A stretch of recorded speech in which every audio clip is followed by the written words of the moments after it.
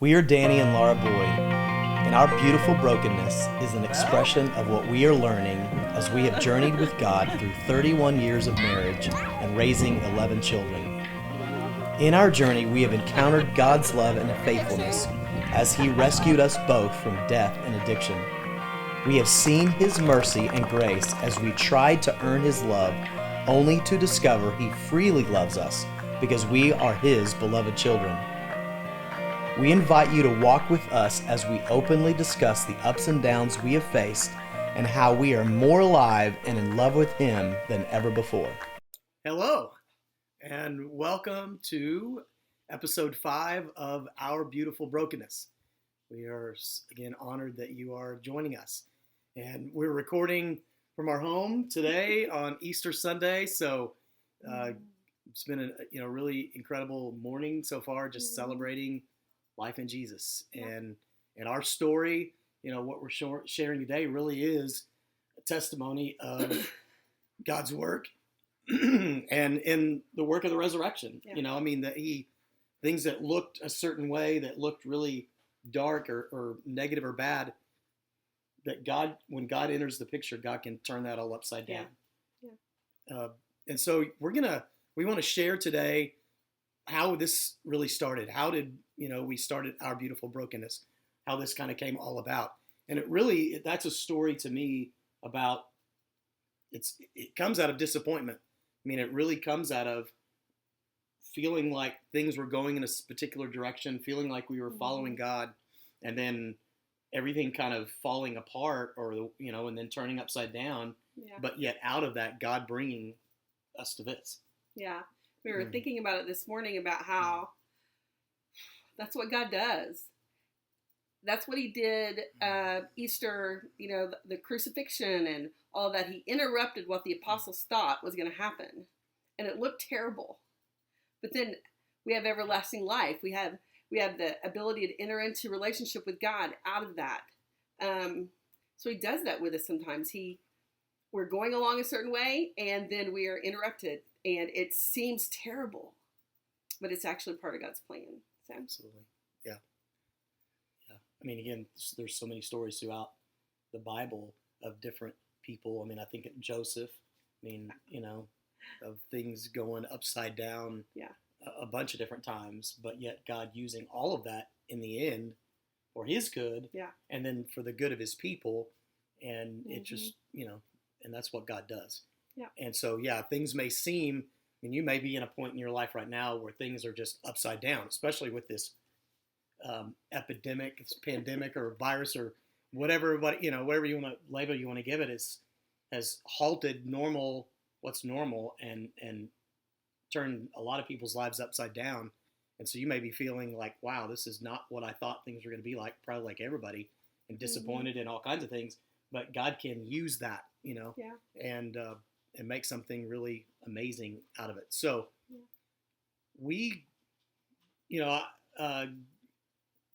this Our Beautiful Brokenness, the podcast, and this idea of kind of launching into this, we really, probably like 6 months ago, this was not on the radar. Go back 6-7 months ago, this wasn't on the radar. If we go back in our lives, 7 months ago, I'll go back a little bit further than that. We were coming back from a trip from Cape Town, South Africa, a mission trip, and I was coming back to be on a full-time staff member at our church, and really felt like that's the direction that God was taking us, for me to be on full-time staff, and potentially, and then really, because I'm on full-time staff, that means Laura's full-time on staff, and then means our family is really all into that, and that's what that's the direction that we felt like God was moving our family, and that had come over really going back about 5 years of God turning our lives upside down, bringing us to a new body, us learning about who we are in Jesus and who God is, and just making a lot of different things right. And then a lot of different things were spoken, just kind of ignited some different things in our hearts of, man, God, we want to follow you fully, and believing that meant being on staff at a church full time. Now, we'd always done volunteer work. at any church that we've ever been at. Yeah. Leading children's ministry, leading college career ministry, doing meal ministry, last to leave, whatever. That's what we did. That's what we always had done. And the idea of that being like our full-time job, like that not being the thing that we did after Danny got home from his other job, was exciting to us. Not that he didn't minister to people at his when he was working at the school, but the idea to have all of his time and all of our family's time focused on that was really exciting. Yeah. And so we were moving that, felt like God was moving that direction after we came back from Cape Town, which was the 1st of June of last year, 2019. And it wasn't long after that God began to shift some things, and things didn't go the way that we thought they would. Yeah. We may elaborate more on that story in the future. And if you have questions about, that it really is a tale of, feeling like, again, God's moving a certain direction and then everything getting turned upside down. Yeah. And then ultimately what happened was, instead of me being full-time, staff member, it found out I'm not going to be on staff at all, at the church that we were serving at. And I had given up a career as a teacher, a counselor at a high school, a job that I'd worked at for 9 years that God had blessed and I was, enjoying. Teachers were finally getting pay raises. Yeah. And a lot of different things, but I'd left that to go into this, what seeming to us would be a career in ministry, potentially at the church. And then when that didn't happen, we went through some pretty, dark times of like, God, where are you? What are you doing? What's going on? Like we felt like we were following you. We were laying it down for you. And now we don't have that. Where are you at? Yeah. Yeah. And also we had been involved in Antioch Training School, which was amazing, for 4 years, and had loved that. Just going deep with people every week. Seeing them, come alive, and all of a sudden that is also gone. There was no training school. It was hard. It was a shock, but just God's grace. Yeah. A time where we could have and there was I remember having some shouting at God. Right. I remember yelling at God and a lot of different things. But he was so gracious and so kind that even though we had these feelings, different things that were coming up, that he would speak to us in the moment, and instead of coming at us and beating us over the head or whatever, he was always so kind and gracious to speak and to confirm his love, to confirm the fact that he was there, that he is with us, that he's working things out for our best, that he really has our best interests at heart. Yeah. That even though things were not going the way we thought they were, it was really for the best. Yeah. And we didn't understand that. That at the time, that made no sense whatsoever. And I'm not saying it makes full sense at the moment, but it's getting pretty close to where we're like, wow, God, in hindsight, we now see you knew way better than what we did. Yeah. Where you have us right now is a great place. Yeah. It's not where we thought it would be, but it's a great place. Yeah. And the most important thing in all of it is you're with us. You're here, and you're faithful. So we, in the kind of, when this first happened, I went off for 3 days. Laura was gracious enough. God prompted me. It was also the counsel of some different guys that I've, just been discipled by and have great relationship with. It was their counsel that I go spend some time alone with God and just seek his heart, and hear from him. And so I did, and God, man alive, it was 3 days of heaven on earth. It was unbelievable how God spoke so clearly, and I have all these notes and just such a fresh time. But one of the things that God spoke to me in the middle of that is that He wanted Laura and I to do ministry together, which we really had always done. But really, I felt like more partnership, more partnership, like equal footing. And he wanted us to do creative things together. He wanted us to kind of strike out and do some things. Yeah. And he spoke about a podcast. Yeah. Us specifically doing a podcast. And I'm like, whoa, where does that come from? Right. And then we remembered a word that had been spoken several years earlier when we were in students in training school. And one of our pastors, at the time, Julie Bennett, spoke a word about us doing a podcast. And that kind of God brought to mind. And then some other things kind of God started bringing up. Anyway, so we started dreaming, okay, what could that look like? What could that be? While he was gone, I was praying, to God and crying out, as well, just for him to heal. The wound of rejection is what it felt like in my life. And he gave me a vision of looking at a village that was this super cute, amazing village that required, though, a lot of planning and government and things like that. And he said, that's not what I have for you. And then turning with him and then seeing the multitudes of stars. He's like, I want you to impact individuals, not focus on an institution. And that really gave me so much peace. But I'm going to be kind of honest that as a wife, I was like, okay, but how's that going to pay the bills? And he just said, trust me. He said, trust me and trust Danny.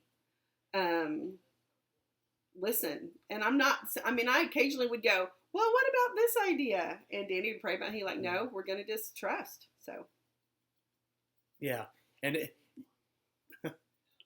which is life. That's, walking with God is trust. Leaning into him, relationship with him is trust. That is relationship, is trust, and building trust. Yeah. And you can't trust somebody that you don't know. Right. You can't trust them. But as we look back in our lives, we can recount like story after story of God being faithful, of us being in need, being desperate at times, and then God showing up. Every time. And so we built this relationship of trust because we know God is faithful. And so that's why we can lean into this. So yeah, we knew that I was going to be stepping off of church staff and didn't have a job lined up. And as we began to pray about that and talk about that, what we felt like God was saying to both of us is trust me. Yeah. Don't go out and find a full-time job. Right. But do the things that I've given you to do. Yeah. Do the things that I put in your hands to do. And one of the things that he'd put in our hands to do was a podcast. Yeah. And we didn't know anything about that. We're a little bit technology savvy, but I learned real quick that I was not that as savvy as I thought I was, as far as how to get this going. Instagram and Facebook and how to market and yada, yada. And so we launched into this out of just strict obedience, just like, God, we're going to do this. Yeah. And we're going to be faithful. And then he's given us some other things as far as provision to do. And we don't know where this will lead long term, but we're trusting him in it. Mm-hmm. But in the midst of praying about a podcast, we were praying about a name. What are we going to call this? And so I was praying one day and God just spoke to me and said, Our Beautiful Brokenness. And I was like, whoa. I'm like, that's good. It was really good. When he told me about it, I kind of got chills because it just speaks to what this is all about. Even the story that we were just saying. We thought something was happening and it was broken. Okay. And to us, it looked like a mess. But God's like, no, this is what I have for you. We're going to put it back together. And it's going to be more beautiful. Yeah. That's going to make it beautiful. Yeah. Actually. Yeah. And so the name is somewhat self-explanatory, right? Yeah. Our beautiful brokenness, just a recognition that that all of us are broken in one way or another. We have not met in our long lives and in doing a lot of counseling over the years with different people, haven't met anybody that's not broken in some form or another. Yeah. A lot of people, some people are trying to hide it or whatever, put a shine on it, but we're all broken to some degree. And yet God can take that when we give it to him and we walk in the light with him. He can take it and make it something like, whoa, unbelievable. Beautiful, and turn it into something beautiful. Yeah, and I want to just clarify, when we say brokenness, we don't mean like that we don't work, that there's something wrong with us. When we say brokenness, that just means like a surrender of ourself. Like I can't keep it all together anymore. I've tried and I can't. God, so I just give you what I have. Yeah. I can't make it shiny. I can't put it back together. I can't make sense of this, but I give it to you, God. And then he makes something beautiful out of that, out of the surrendered pieces of our lives. Yeah. And we're new on this as far as, the journey and sharing. And we're doing this out of obedience. Mm-hmm. We're doing this out of, this is what God's told us to do. Another thing that I felt like God also said to us is, we're not doing this to gain a crowd or a following or whatever. We're not, if the only people that ever listen to this are our family and friends, that's okay. But we really are wanting to share our heart and our journey, and get to know that God is real. Yeah. That God is really moving in people's lives. Yeah. And if we'll trust him as we're learning to do, then he wants to journey with us. He wants to walk with us, or I guess really we're walking, with him and kind of doing the things that we're doing with him. And he speaks to us. Last year, at the beginning of the year, we'd paid off our house. And in my mind, it was always going to be, we're going to pay off the house, then we're going to get a mortgage or a line of credit or whatever and build on. I've always wanted a bigger living room. We raised 11 kids in a 1,400 square foot house. I'm very grateful. Love my home, but would like a bigger living room for the in-laws and the grandkids and all that. So, but God said to both of us, no debt. He's like, I want you guys to stay out of debt. Don't, we'd had some thoughts about, we had some car troubles. He's like, no, fix what you have. Don't get into debt. Pay off credit cards. Don't get into debt. And so that prepared us for this season. It didn't make any sense last year when he said it, because Danny had a great job. He'd just gotten raises, hired on with the church with the benefits were great and the insurance and everything. And, but we listened. He prepared us and we listened, even when it didn't make sense. Yeah. So he did prepare. And just another little note, even though starting in January, we did not have a paycheck per se coming in, God has supplied all of our needs. Yeah. It's been amazing. We've never even had to, we have like some subscriptions to like PBS and a few things. We've never had to cancel those. We support some missionaries and we've never had to not, do that. And so God is just good. Yeah. He's a good provider. Yeah. He's trustworthy. Absolutely. Yeah, absolutely. We're going into month 4 of just kind of walking by faith and trusting God to provide, and again, of him continuing to say, do what I put in your hands to do. Just do the things I've given you to do, and focus on me today, which is so perfect in the midst of what's happening right now around the world. He's perfectly set us up to thrive in the situation. Yeah. And the work that I'm doing from home.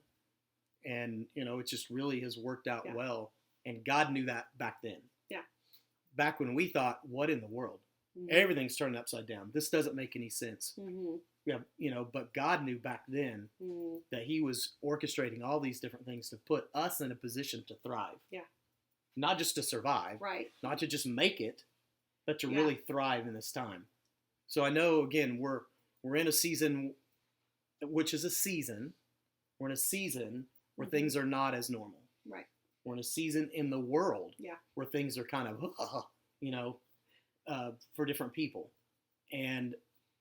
But yet, I want to say, one, it's a season. It will pass. It's not going to last forever. That's one good thing. 2, God's in it. Yeah. I mean, God is with us. I mean, he's in it. He's right here with us.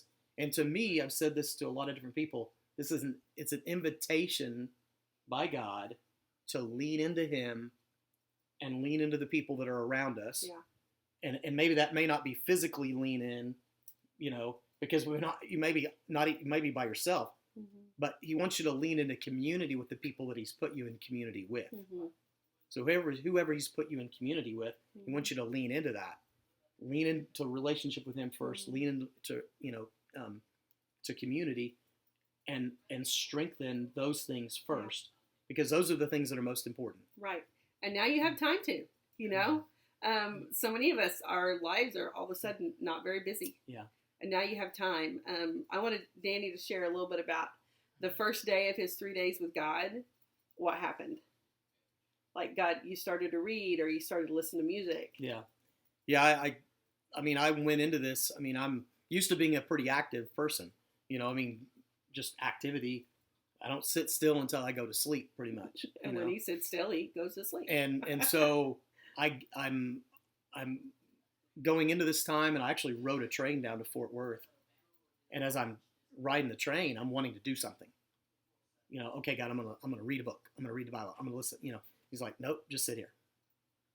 Just be still. Like, but I won't. No, just be still. I get to my destination, Dallas Fort Worth area, and the rest of the day, it's pretty much the same thing. Okay, God, what do you want me to do? You want me to read a book? What do you want me to do? What do you want me to do? No, just be still. Just be still. And so I sat still for the first time in a long, long time. And maybe your whole life. and it wasn't long that after that I sat still that God just started to speak, and I began to hear him so clearly, and it was incredible. Yeah. So I think, again, in the midst of all of this is a time for all of us, for us to do that. Not to lean into Netflix, which is there's some great stuff on Netflix, maybe, I don't know, or lean into something else, but to first lean into him, and to be quiet and to be still, because in the quietness and the stillness, he wants to speak. Yeah. And he's there. He's there. He's already there.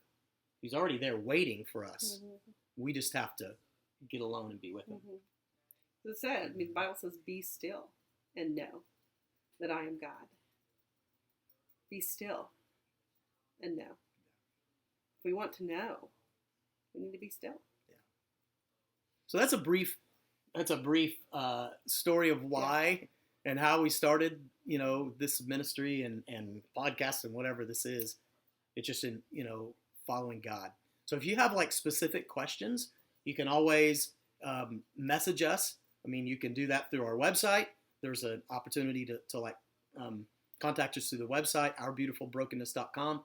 You can message us on Facebook. Messenger. You can do it on Instagram. Yeah. There's a lot of different ways to contact us.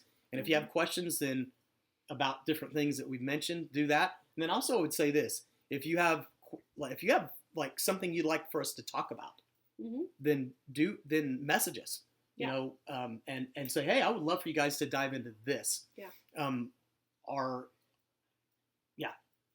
Yeah, I did want to read one verse. Romans 8. If you've not been in the Word a lot recently, I would encourage you to dive into Romans 8. It has been rocking my world for quite a while now. Romans 8, verse 28. This is the Passion Translation, which again is so good. So we are convinced that every detail of our lives is continually woven together to fit into God's perfect plan of bringing good into our lives. For we are his lovers who have been called to fulfill his designed purpose. It just really hit me again this morning that we've been called to fulfill his divine purpose for our lives. And sometimes we get on our plans, and sometimes he's like, hey, I have this divine purpose for your life. And that interruption can seem weird and hard, and sometimes it's confusing and like the apostles at the night of the crucifixion, they didn't understand and it was confusing. And sometimes it can be hurtful. You can feel wounds of rejection or, feels like that our dreams are not coming true. But wow, to feel the dreams that God has for us, he dreams so much bigger, so much better. So good. Good. So we're gonna drop the mic on that one. So thank you for joining us. We love you, and we'll see you next time on Our Beautiful Brokenness. Yeah. Thank you for joining us for this edition of our podcast. If you want to know more about our family and what God is doing in us, you can go to our website, OurBeautifulBrokenness.com. On our website, you can find other editions of our podcast, more about our story, and how to connect with us directly.